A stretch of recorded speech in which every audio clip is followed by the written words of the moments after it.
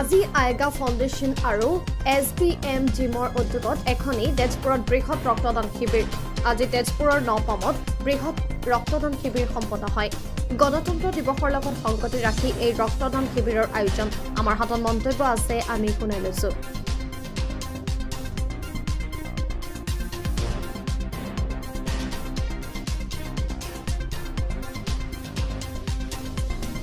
আজি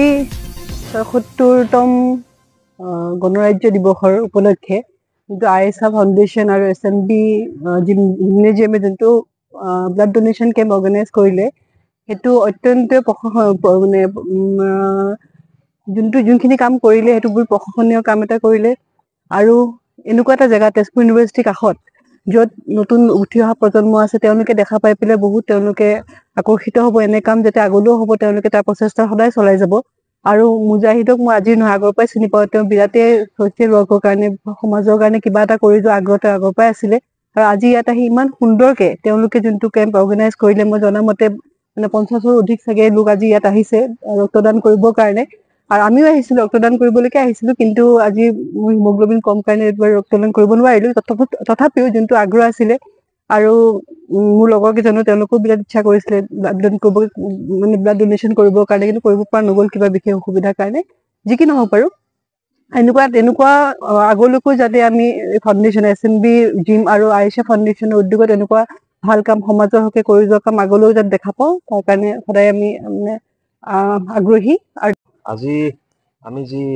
মহৎ কাৰ্যসূচী আমাৰ ৰক্তদান শিবিৰ আমি হাতত লৈছিলো আমাৰ খুব উদ্যোক্তা কমিটি সঁচাকে আনন্দিত যে আমাৰ মাজত আজি এনে এগৰাকী ব্যক্তি আমাৰ মাজত উৎসাহিত কৰিবলৈ উপস্থিত হৈছে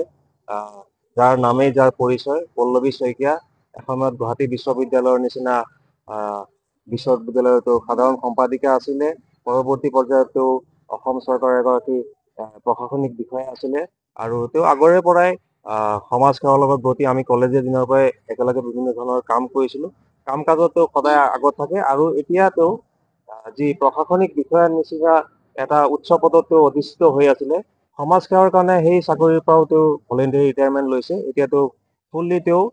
সমাজ সেৱাৰ লগত জড়িত আৰু এই আমাৰ যিটো আমি ব্লাড ডোনেশ্যন কেম্প অৰ্গেনাইজ কৰিছো মোক অভাৰ টেলিফোনে প্ৰায়ে খবৰ লৈছে প্ৰস্তুতি কেনেকুৱা কি কথা এইবোৰ কথা বতৰাবোৰ খবৰ লৈছে আমাক আজি এই কেম্পত আহি উৎসাহিত কৰাৰ বাবে মই পল্লৱী শইকীয়াক আমাৰ উদ্যোক্তা কমিটিৰ তৰফৰ পৰা আন্তৰিক ধন্যবাদ জ্ঞাপন কৰিছো আজিলৈকে 54 বাবে ৰক্তদান কৰিছো যোৱা এই 17 অক্টোবৰ 2024 তাৰিখে মই Tezpur medical college hospital blood বেংকত অন্তিমবাৰৰ পৰা ব্লাড ডোনেট কৰিছিলো আৰু আজি যিহেতু আমি আয়েছা ফাউণ্ডেশ্যন আৰু SMB জিমনেজিয়ামে এক ৰক্তদান শিবিৰৰ আয়োজন কৰিছিলো আৰু তেজপুৰ চিকিৎসা মহাবিদ্যালয় টুমুকীৰ সহযোগত এই ৰক্তদান শিবিৰটো আয়োজন কৰিছিলো গতিকে ইয়াতো আজি মই ৰক্তদান কৰিবলৈ পাই নথৈ আনন্দিত হৈছো আৰু মই খুব গৌৰৱ অনুভৱ কৰি আছো যে আজি এই সুযোগত মই ৰক্তদান কৰিব পাইছো আৰু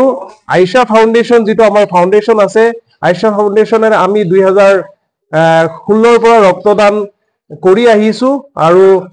যিসকল ৰোগীৰ ৰক্তৰ প্ৰয়োজন হয় তেওঁলোকক আমি ৰক্তৰ যোগান ধৰি আহি আছো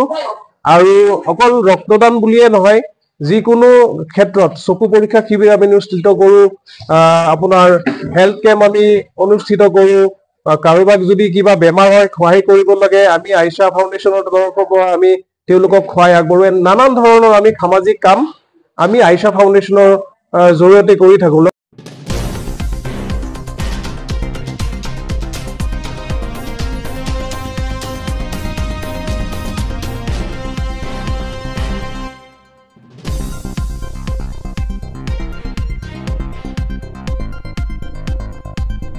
অঞ্চলৰ এগৰাকী বিশিষ্ট সমাজসেৱিকা ইতিমধ্যে তেখেতে আমাৰ মাজত নাই স্বৰ্গগামী হৈছে আমাৰ সকলোৰে শ্ৰদ্ধাৰ আয়েছা বেগম ডাঙৰীৰ নামৰ যিটো আয়েছা ফাউণ্ডেশ্যন সেই আয়েছা ফাউণ্ডেশ্যন আৰু SMB জিমনেছিয়াম স্বত্বাধিকাৰী মুজাহিদ ৰাজা তেওঁলোকে যিটো এটা সুন্দৰ পদক্ষেপ লৈছে ব্লাড ডোনেশ্যন কেম্প আমি প্ৰত্যেকজন ব্যক্তি জীয়াই থাকিবৰ কাৰণে আমাৰ শৰীৰত যিমান পানীৰ প্ৰয়োজন সিমান তেজৰো প্ৰয়োজন আমি তেজ অবিহনে কেতিয়াও জীয়াই থাকিব নোৱাৰোঁ গতিকে আমি দেখো যে কিছুমান মুমূৰ্ষু ৰোগী হস্পিটেলত আছে যাৰ ব্লাডৰ কাৰণে বহুত অভাৱ হয় আৰু ব্লাডৰ অভাৱত মৃত্যুৰ মুখত পৰে, তেনে কিছুমান ৰোগীক সেই সময়ত যি ব্লাডৰ প্ৰয়োজন হয়, এই ব্লাডসমূহ যাতে কেতিয়াও তেওঁলোকৰ ৰোগীৰ যিসকল অভিভাৱক যাতে বিচাৰি হাহাকাৰ কৰিব নালাগে, তেওঁলোকৰ ভৱিষ্যতৰ কাৰণে সুন্দৰ পদক্ষেপ লৈছে মুজাহিদ আমাৰ ৰাজা। এই যি ব্লাড ডনেশ্যন কেম্প লৈছে, এই শুভ মুহূৰ্তত মই তেখেতলৈ আন্তৰিক শ্ৰদ্ধা আৰু মৰম নিবেদিছোঁ। অদূৰ ভৱিষ্যত এনেধৰণৰ সুন্দৰ পদক্ষেপ ল'বলৈ তেখেতক মই অনুৰোধ জনাইছোঁ।